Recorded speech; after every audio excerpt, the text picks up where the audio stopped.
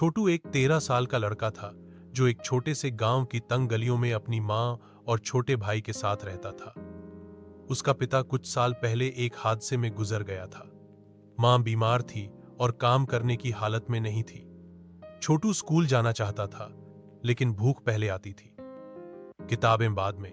हर दिन वह बाजार की ओर जाता, लोगों का बोझ उठाता, थैले पकड़ता, लेकिन इतना नहीं मिल पाता जिससे घर का चूल्हा जल सके।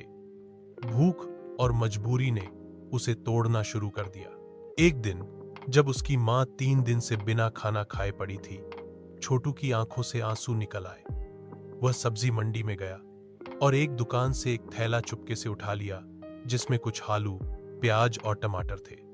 उसका दिल बुरी तरह धड़क रहा था, मगर घर आकर जब उसने मां के हाथ में खाना पकाने का सामान दिया, मां की आंखों में उम्मीद की चमक थी। छोटू पहली बार गुनहगार होते हुए भी हीरो जैसा महसूस कर रहा था। धीरे धीरे यह उसका रोज का काम बन गया।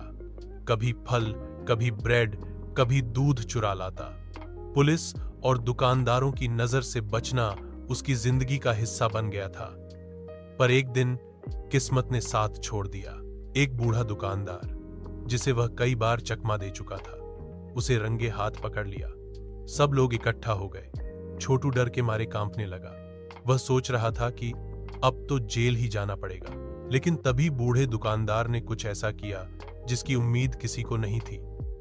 उसने भीड़ को शांत किया और छोटू से पूछा, क्यों चुराता है बेटा? छोटू की आंखों में आंसू भर आए। उसने सब सच सच बता दिया। मां की बीमारी, भूख, मजबूरी। बूढ़ा आदमी कुछ देर चुप रहा, फिर बोला, मुझे अपने घर ले चल। वो उसके साथ उसके घर गया, मां से मिला और अगले दिन से छोटू को अपनी दुकान पर नौकरी दे दी। ईमानदारी की। उसने मां के इलाज का खर्च भी उठाया।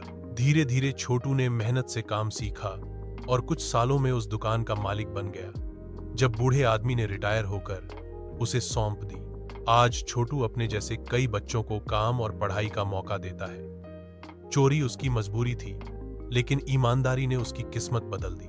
सीख, कभी कभी हालात इंसान को गलत रास्ते पर ले जाते हैं, लेकिन अगर सही मौका मिले और कोई समझे, तो वही इंसान समाज का हीरा बन सकता है। अगर तुम चाहो तो मैं इस कहानी को और भी लंबा या किसी खास शैली में बदल सकता हूं।